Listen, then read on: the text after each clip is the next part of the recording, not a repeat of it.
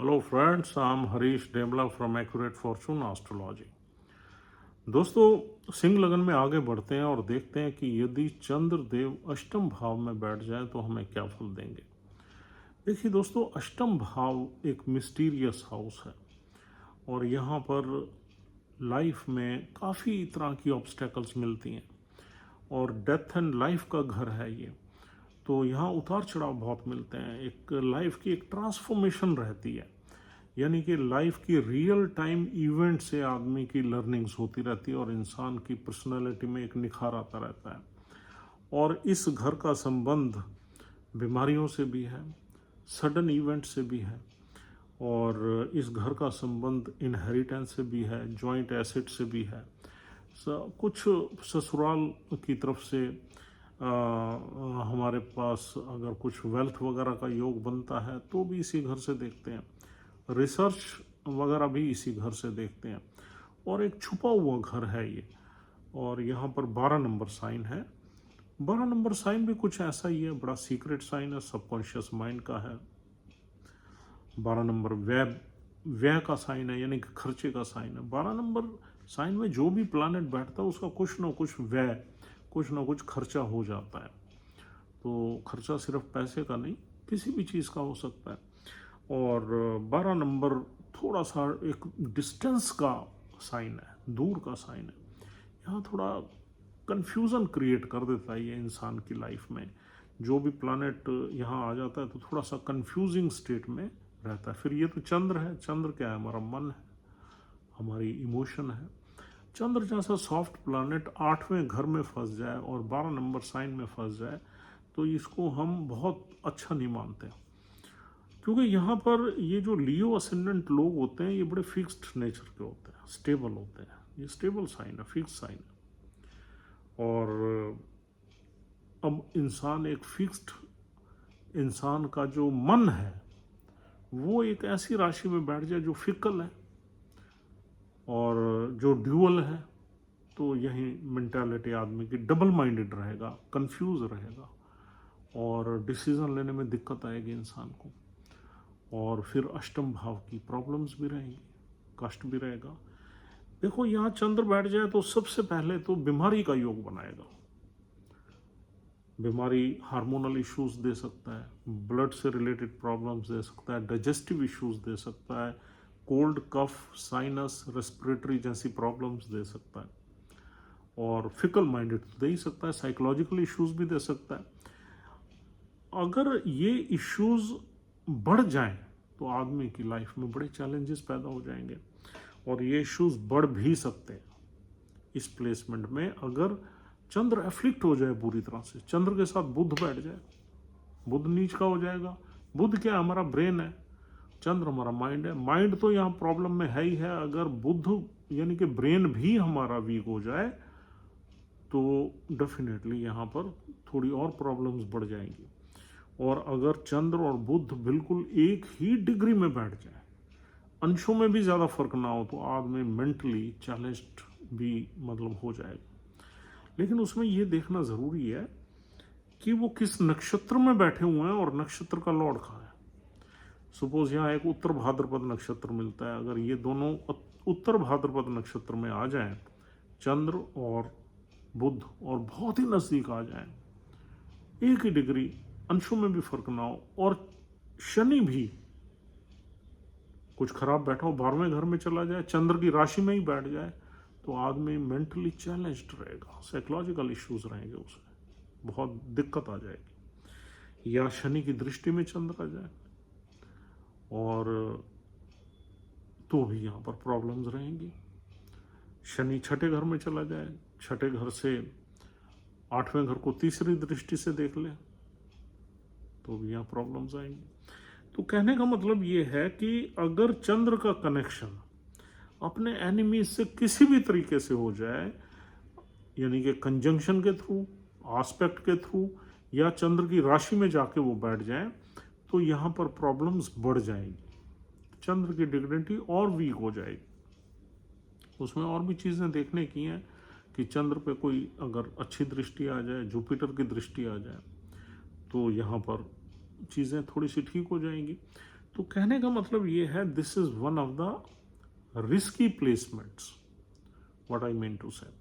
तो यहाँ पर अगर चंद्र की डिग्निटी अच्छी है तो आदमी स्पिरिचुअल एक्टिविटीज़ में एडवांसमेंट में जा सकता है, मेडिटेशन में घुस सकता है, योगा में घुस सकता है, और टीचिंग प्रीचिंग में अपना काम कर सकता है। एक आदमी जो है कुछ लेक्चर्स अपने दे सकता है, रिलीजियस लेक्चर्स दे सकता है, यानी कि चैरिटी में, प्रीचिंग में अपना काम कर सकता है, क्योंकि गुरु की राशि में चंद्र है। और ओकल्ट की विद्या ले सकता है, यानी कि एस्ट्रोलॉजी, न्यूमरोलॉजी या किसी भी विद्या में आदमी जा सकता है, पूजा पाठ में जा सकता है, तंत्र मंत्र में जा सकता है।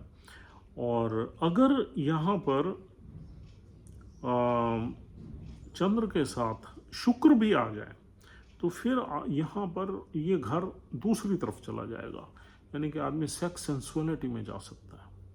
अगर शुक्र एग्जॉल्ट हो जाता है शुक्र, तो शुक्र भी यहाँ बैठ जाए या शुक्र की दृष्टि आ जाए चंद्र पे, तो ये कहीं ना कहीं हमें दूसरी तरफ ले जाएगा, क्योंकि वो चीज़ें भी यहीं से हिडन, जो हमारे रिलेशनशिप्स हैं वो भी 8वें से ही चलती हैं।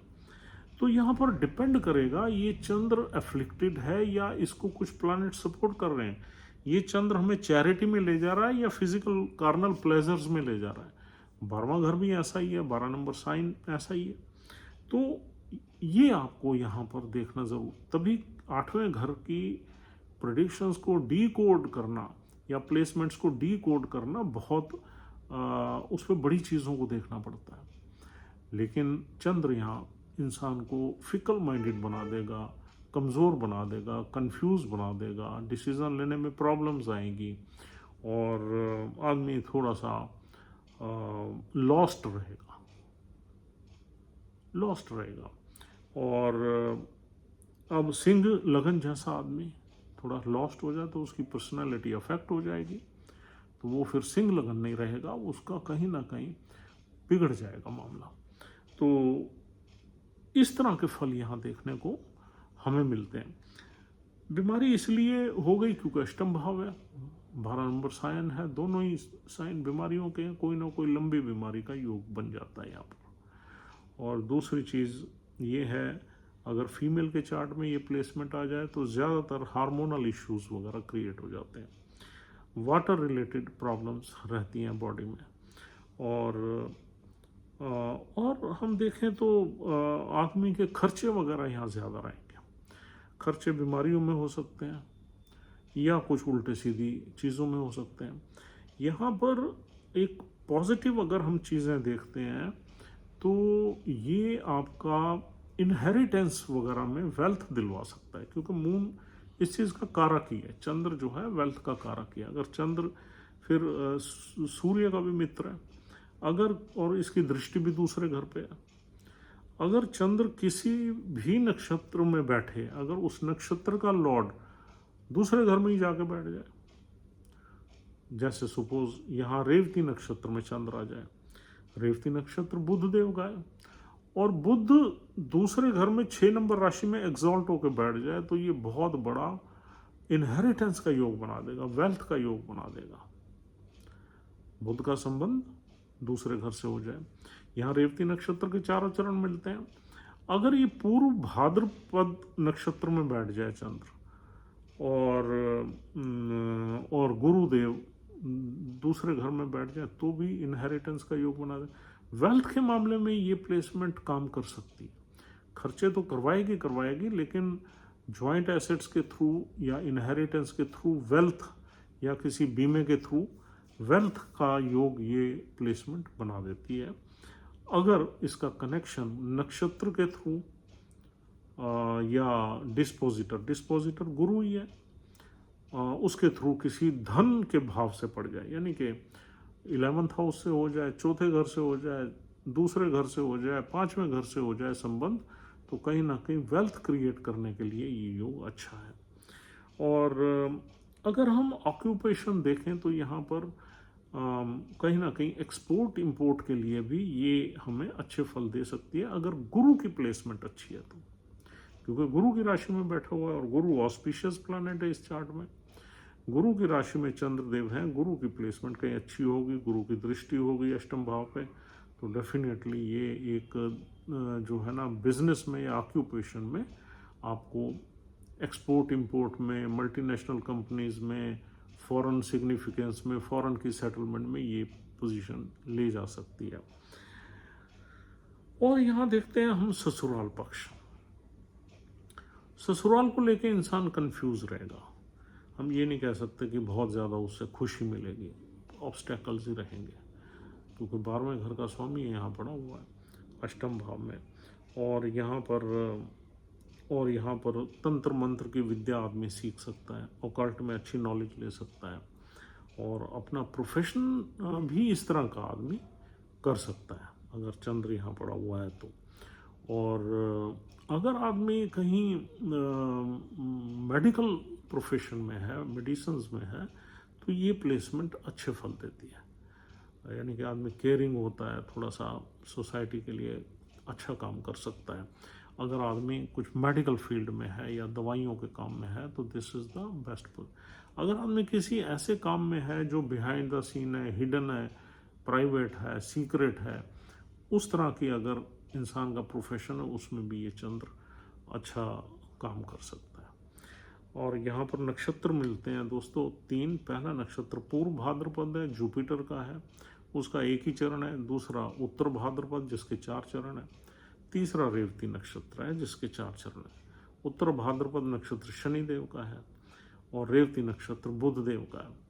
शनिदेव के नक्षत्र में चंद्र ना बैठे तो ज़्यादा अच्छा है, और शनि की प्लेसमेंट भी अच्छी होनी चाहिए। चंद्र शनि की दृष्टि में नहीं होना चाहिए। शनि की प्लेसमेंट 4 नंबर साइन में नहीं होनी चाहिए, क्योंकि 4 नंबर जो मून का साइन है उसमें शनि बैठ जाए तो ये चंद्र की हालत और ज़्यादा ख़राब कर देगा, क्योंकि वहाँ 4 नंबर साइन में शनि जैसा एक मैसिव प्लैनेट, डार्क प्लैनेट बैठ गया, एक बहुत ही मतलब उजाले भरी राशि में, और इधर से जो चंद्र है वो भी 8वें घर में फंस गया। तो ये नहीं होना चाहिए, तभी अच्छे रिजल्ट्स मिलेंगे। उत्तर भाद्रपद में अगर चंद्र बैठा हुआ है और शनि कहीं अच्छा वेल प्लेस्ड है, हम कह सकते हैं एग्जॉल्टेड है, या तो हम ये मान सकते हैं चलो थोड़े से ठीक फल रहेंगे।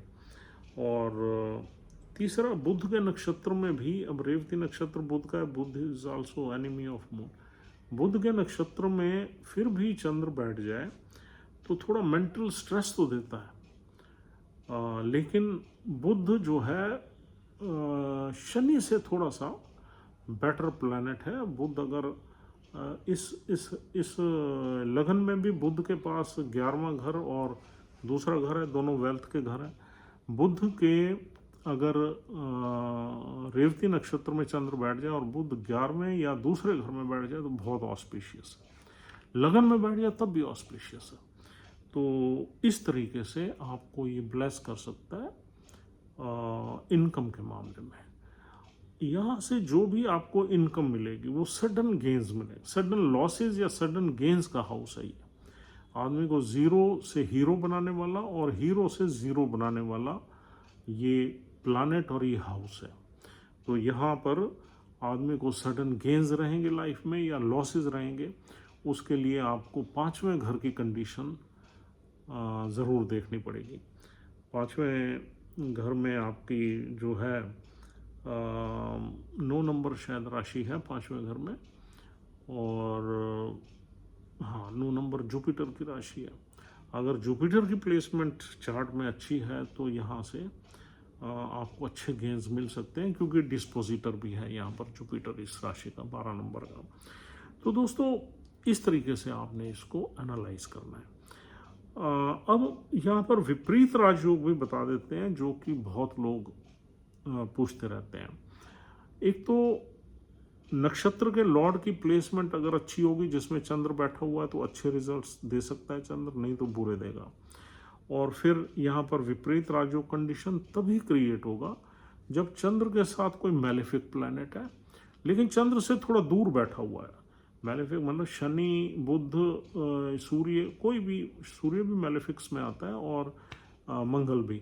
इनमें से अगर कोई प्लैनेट बैठा हुआ है, अगर वो चंद्र से थोड़ा डिस्टेंस 5 डिग्री से दूर बैठा हुआ है और लगन का स्वामी लगन को देख रहा है या लगन में बैठा है, यानी कि सूर्य, सपोज चंद्र के साथ मंगल आ गया, मैलेफिक है, शनि आ गया, मैलेफिक है, बुध भी एनिमी प्लैनेट्स है, लेकिन बुध ना आए तो अच्छा ही है। तो ये वाले प्लैनेट्स आ तो जाए 8वें घर में इसके साथ, लेकिन थोड़ा सा डिस्टेंस पे हो, और फिर लगन का स्वामी लगन में बैठा हो या लगन को देख रहा हो, तो ये एक विपरीत राजयोग कंडीशन बन जाएगी। विपरीत राजयोग कंडीशन में आदमी जितने डिफ़िकल्ट सिचुएशंस में से निकलेगा, उतनी उसकी ज़िंदगी में तरक्की आएगी और ग्रोथ रहेगी और पैसे वैसे का अच्छा योग बनेगा। विपरीत राजयोग कंडीशंस में आदमी काफ़ी हाइट पे पहुंच जाता है, लेकिन उसकी लाइफ एक ट्रांसफॉर्मेशन में से ज़रूर निकलेगी, यानी कि कुछ बुरी इवेंट्स में से निकल के आदमी बहुत हाइट पे पहुंच सकता है। विपरीत राजयोग कंडीशन अगर बन जाती है तो उसमें सिर्फ चंद्र का यहाँ बैठने से विपरीत राजयोग बिल्कुल नहीं बनेगा। यहाँ पर ये 2 कंडीशंस और अप्लाई होंगी। एक तो चंद्र के साथ मैलेफिक एनर्जी होनी चाहिए, दूसरा लगन का स्वामी लगन में या लगन पे उसकी दृष्टि आ जाए। तो दोस्तों इस तरीके से आपने इसको डिकोड करना है, और कुल मिला के हम इसको बहुत अच्छी प्लेसमेंट नहीं मानते। तो this is all for the day. उम्मीद करता हूँ ये प्लेसमेंट आपको अच्छे से समझ में आ गई है। If you are liking our videos, please try to subscribe our channel, or else we'll see you tomorrow with another placement of moon in Leo ascendant people. And take care, have a nice time, goodbye, thank you once again.